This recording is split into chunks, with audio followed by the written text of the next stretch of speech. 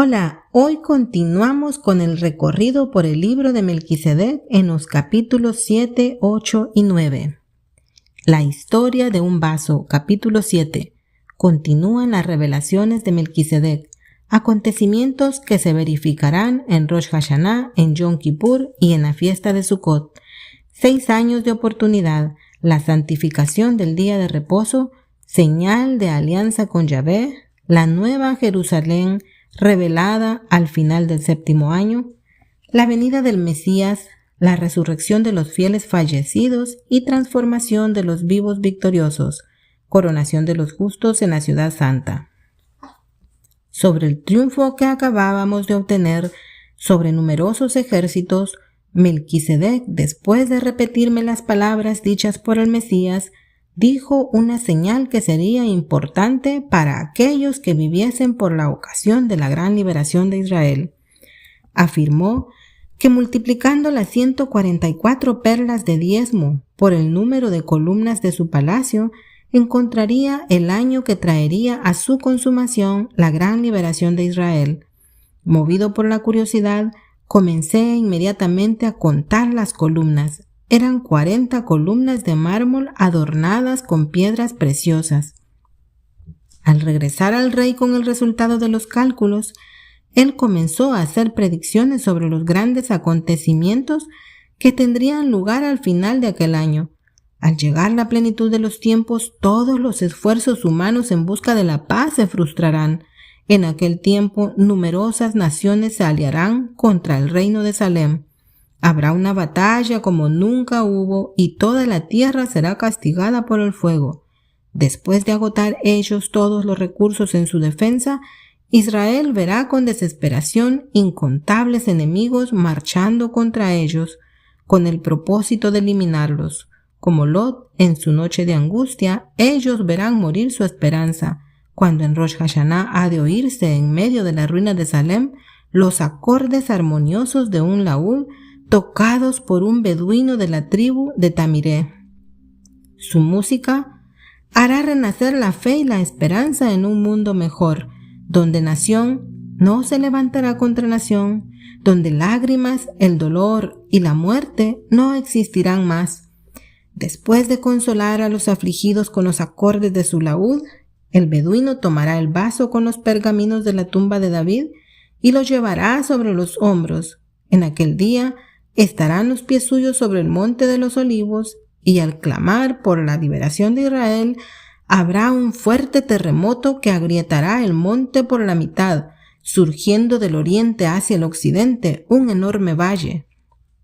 En aquel día, toda la tierra de Israel será fuertemente sacudida, sobreviniendo una total destrucción para todos los ejércitos enemigos. Habrá, sin embargo, salvación para todos aquellos con arrepentimiento se refugiaron bajo las alas del Eterno, lanzando lejos de sí los instrumentos de violencia. Toda la humanidad testimoniará con espanto las escenas de la liberación de los hijos de Israel. En aquel día muchos pueblos y poderosas naciones se establecerán al lado de Yahvé de los ejércitos. Multitudes de los judíos de la diáspora se aproximarán diciendo: nos iremos con vosotros porque sabemos que el Eterno está de vuestro lado. El Yom Kippur, que seguirá a la liberación, será un día de purificación de las impurezas de todos aquellos que aceptaron la salvación. En aquel día acabará la ceguera de los hijos de Jacob y mirarán hacia aquel a quien traspasaron y llorarán amargamente por él como se llora por un hijo unigénito. En la fiesta de Sukkot, cosechas, será derramado el Espíritu de Dios sobre toda carne, y sucederá que todo aquel que invoque el nombre de Yahvé será salvo, recibiendo una perla del vaso.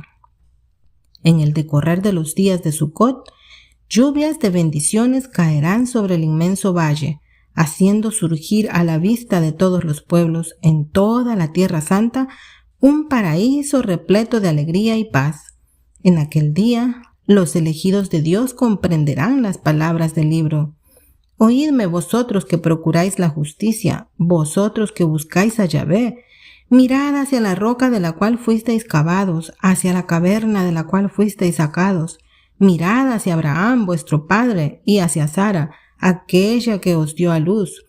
Él estaba solo cuando lo llamé, mas yo lo bendije y lo multipliqué.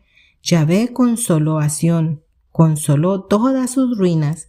Él transformará su desierto en un Edén y su soledad en un jardín. En ella encontrarán gozo y alegría, cánticos de acción de gracias y sonidos de música. En aquel día, los redimidos mirarán hacia el humilde beduino que liberó de la caverna el vaso de Abraham y cantarán con alegría. Cuán bellos son sobre los montes los pies del mensajero que anuncia la paz, del que proclama buenas nuevas y anuncia la salvación del que dice a Sión, oh, tu Dios reina, porque Yahvé consoló a su pueblo, él redimió Jerusalén.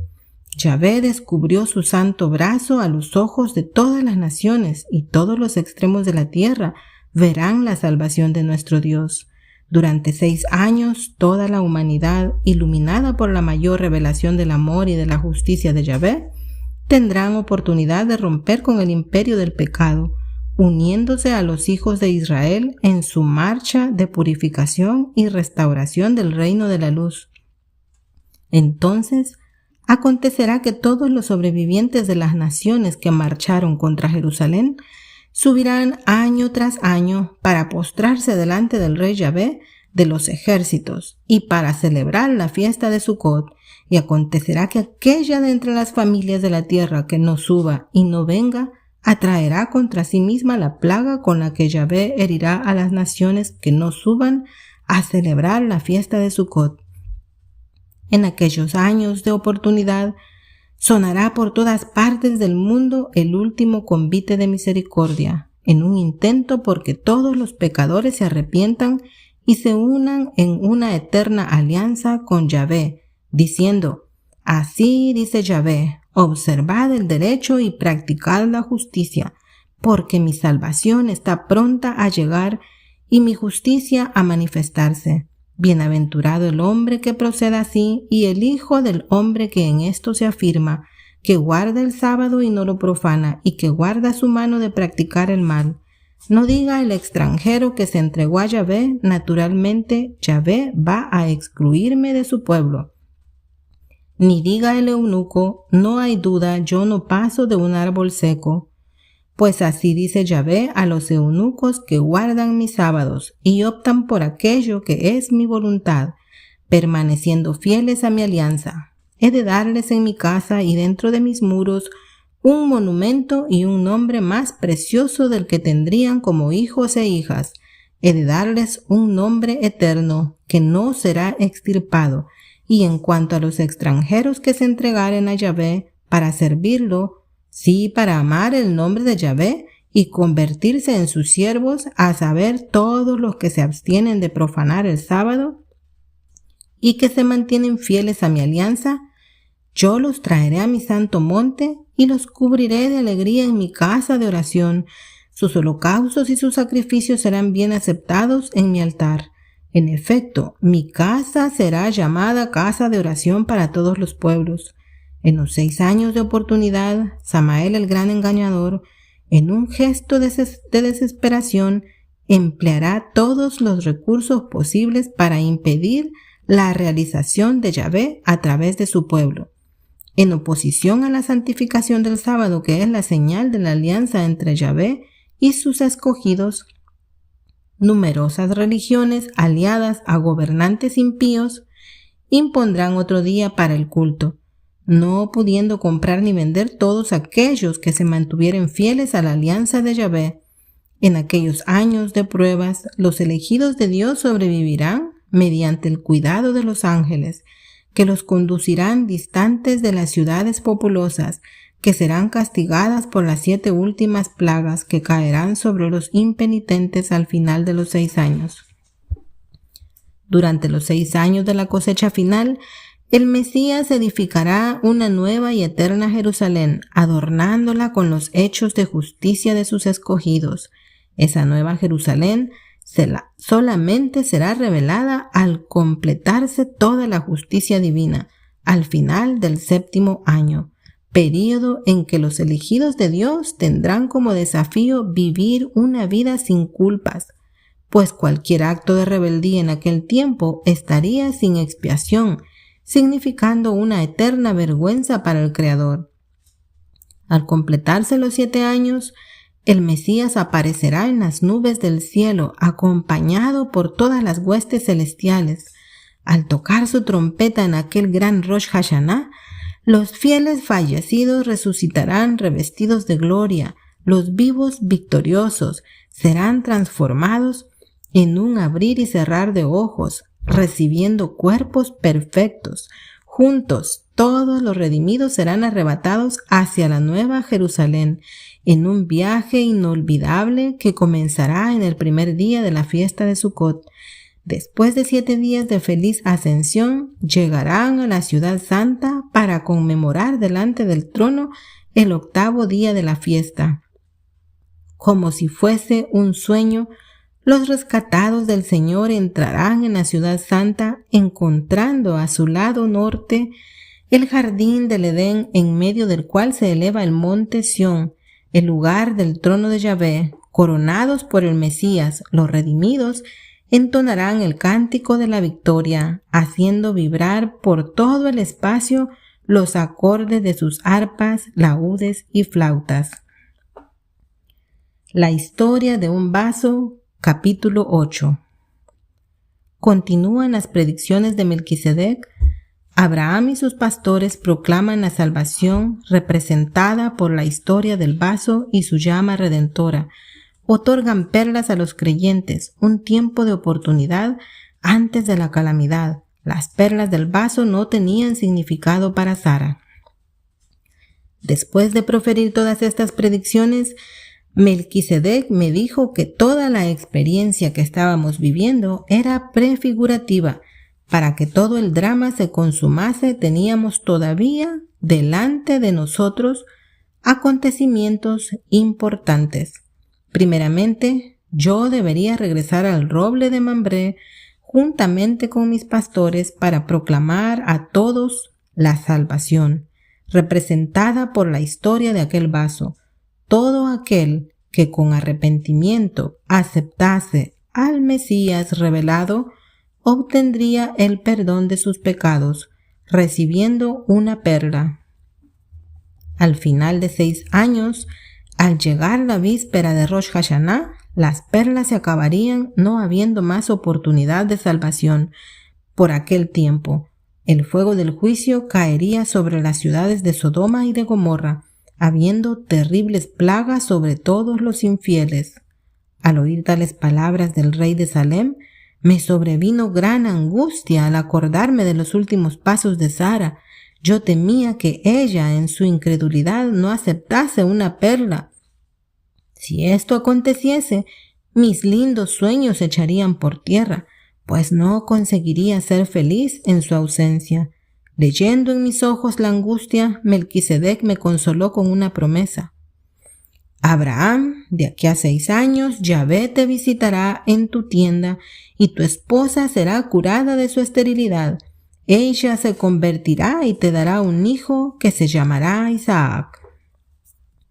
Al finalizar la fiesta de Sucot, retornamos a nuestras tiendas junto al roble de Mambré. A medida en que íbamos avanzando por el camino, muchas personas nos rodeaban, admirados por la belleza del vaso repleto de perlas. A todos contábamos la historia de su llama redentora y ofrecíamos las perlas a todos los que creyendo aceptaban la salvación. Cuando llegamos al roble de Mambré, una multitud de personas en él esperaba. Muchos habían oído hablar de la milagrosa liberación operada a través de aquel vaso que había sido el blanco de tantos menosprecios.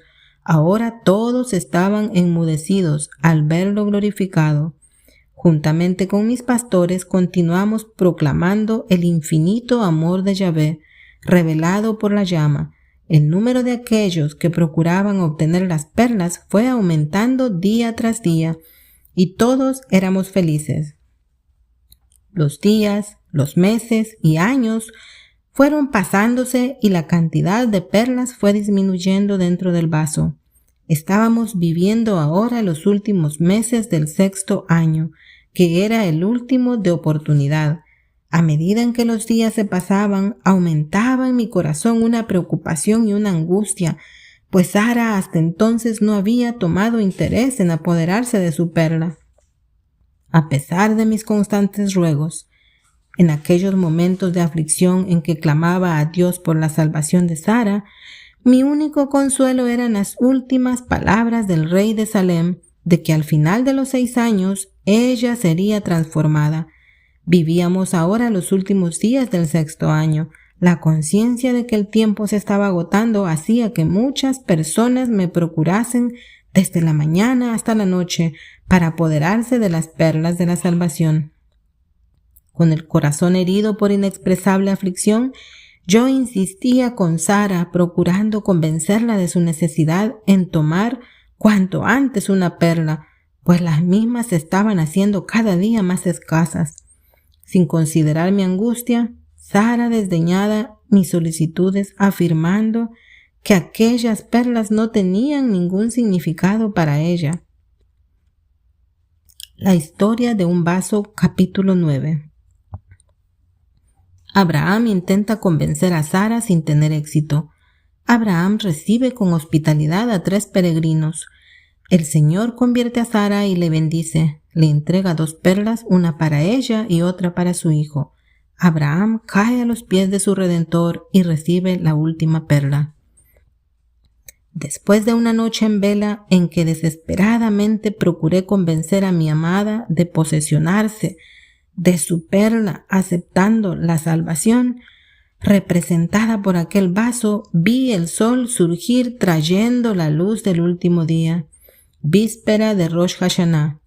Al mirar hacia adentro del vaso en aquella mañana, vi que restaban apenas 3 perlas. Al admirarles el brillo, comencé a imaginar que la más brillante sería para mi hijo prometido, la de brillo intermedio sería la de Sara y la última sería la mía. Ese pensamiento me trajo alivio y esperanza, pero al mismo tiempo comencé a preocuparme con la posibilidad de que llegaran personas procurando obtenerlas. Si viniesen, yo no podría negarles el derecho a ellas. Tomado por esa preocupación, permanecí sentado bajo el roble de Mambré en el transcurso del día. Me sobrevino un gran estremecimiento cuando vi a lo lejos 3 peregrinos que caminaban rumbo a nuestra tienda. Comencé a clamar a Dios que ellos cambiaran de rumbo, pero mis clamores no fueron atendidos. Dominados por una gran amargura, corrí hasta ellos y después de postrarme los invité hacia la sombra. Tomando una vasija con agua, comencé a lavarles los pies, limpiándolos del polvo del camino. Al ver los pies heridos y ampollados de aquellos hombres, sentí compasión por ellos. Comprendí que habían venido de muy lejos enfrentando peligros y desafíos con el propósito de obtener a tiempo las perlas. Vi que ellos eran mucho más merecedores que yo, Sara y nuestro hijo prometido. Al lavar los pies del tercero, mi corazón, que hasta entonces estaba afligido, se llenó de paz y alegría. Imaginaba en aquel momento cuán terrible sería si aquel tercer peregrino no se hubiese unido a los 2 primeros en aquel trayecto. En ese caso yo estaría obligado a tomar la última perla, subiendo sin mi amada a Salem. Si tuviera yo que pasar por esa experiencia, la perla que simbolizaba la alegría de la salvación se convertiría para mí en un símbolo de soledad y tristeza, pues la larga vida del cariño de Sara sería para mí el mayor castigo como la propia muerte. Después de lavarle los pies, comencé a servirles el alimento que fue especialmente preparado para ellos. Mientras les servía en silencio, estaba yo esperando el momento en que me preguntarían por las perlas. Pero sin revelar ninguna prisa, ellos hablaban sobre la larga caminata que hicieron sobre las ciudades por donde habían pasado. Yo les pregunté si conocían Salem. Ellos me respondieron afirmativamente, agregando que en aquellos 6 años muchas obras habían sido realizadas en aquella ciudad. en preparación para una gran fiesta que estaba por realizarse dentro de un año más, por la ocasión de Sucot. Las palabras de aquel tercer peregrino, el más conversador de los tres, comenzaron a traerme misteriosamente un sentimiento de esperanza. Al mirar hacia sus ojos azules, vi que él se parecía a Melquisedec. Recordaba la última promesa hecha por el rey de Salem, cuando el tercer peregrino me preguntó con una sonrisa: «Abraham, ¿dónde está Sara tu mujer?». Atónito le pregunté: «¿Cómo sabes mi nombre y el nombre de mi esposa?».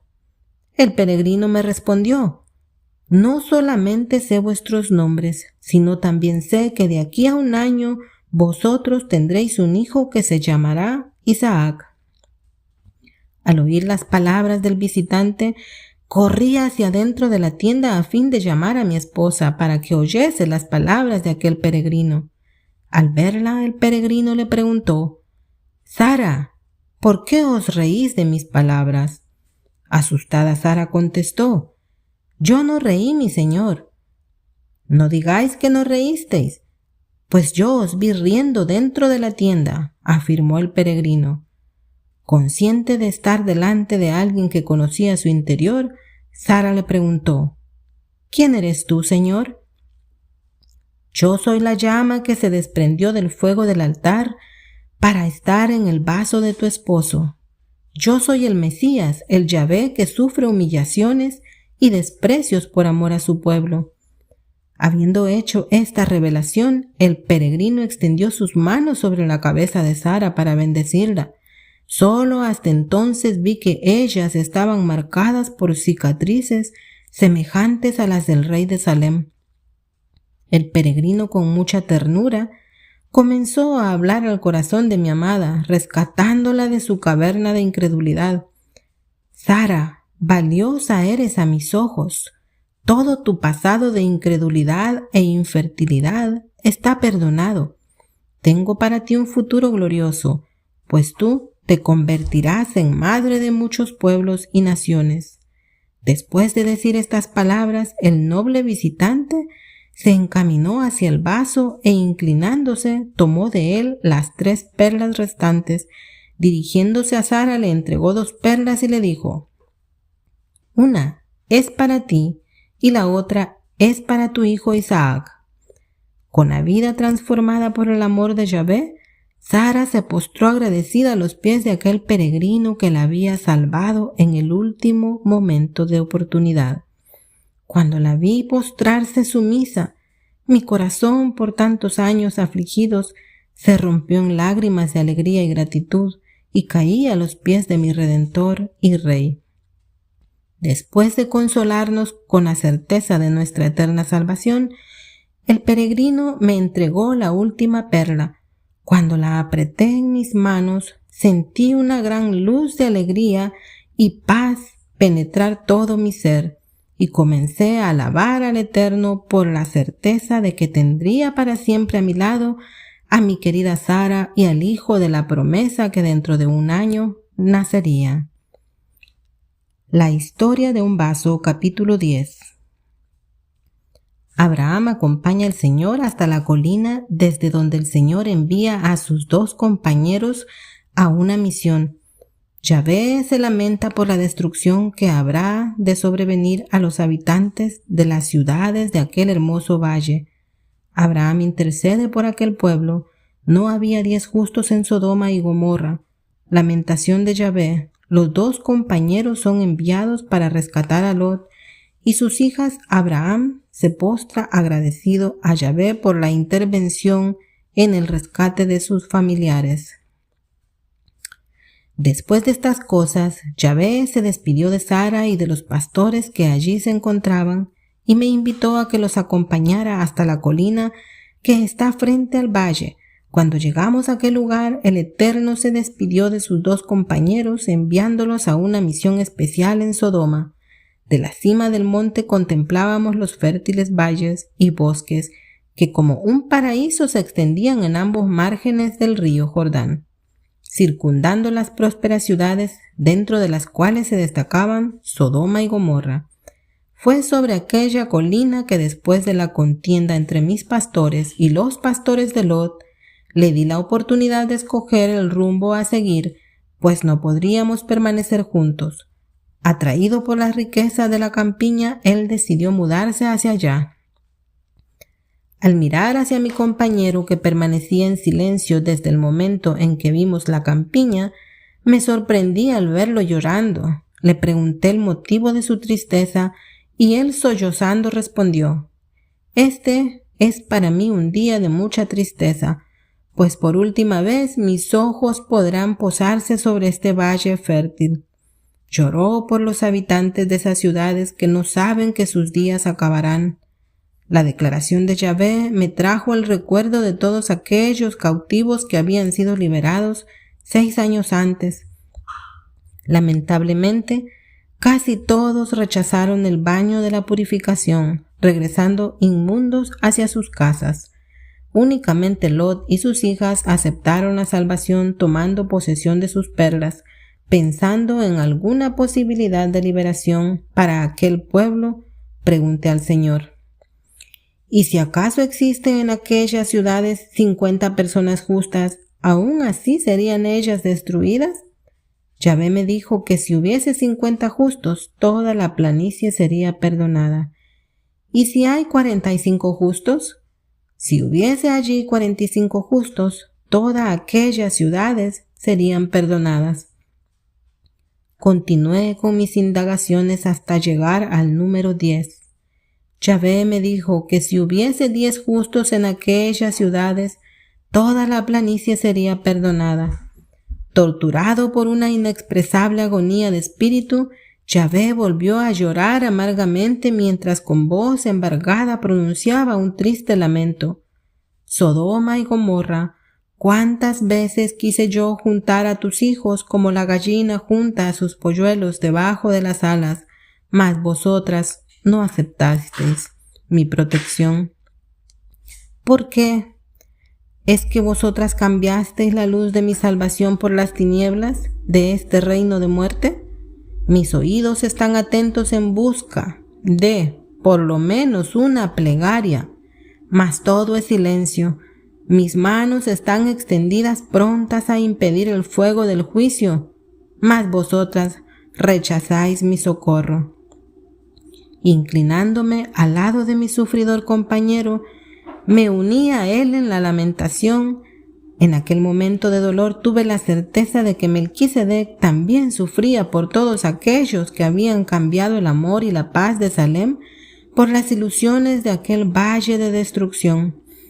Después de un largo llanto, Yahvé me consoló con la revelación de sus 2 compañeros. Se encontraban en aquel momento en Sodoma con la misión de salvar a Lot y a sus hijas, librándoles de la muerte. Sus palabras me trajeron gran alivio y me postré agradecido a sus pies. Hasta aquí llegamos hoy en el recorrido por el libro de Melquisedec. En el siguiente audio nos iremos a los capítulos 10, 11 y 12. Si te gusta el contenido, dale like, suscríbete y toca la campanita para que no te pierdas los siguientes capítulos. Hasta la próxima.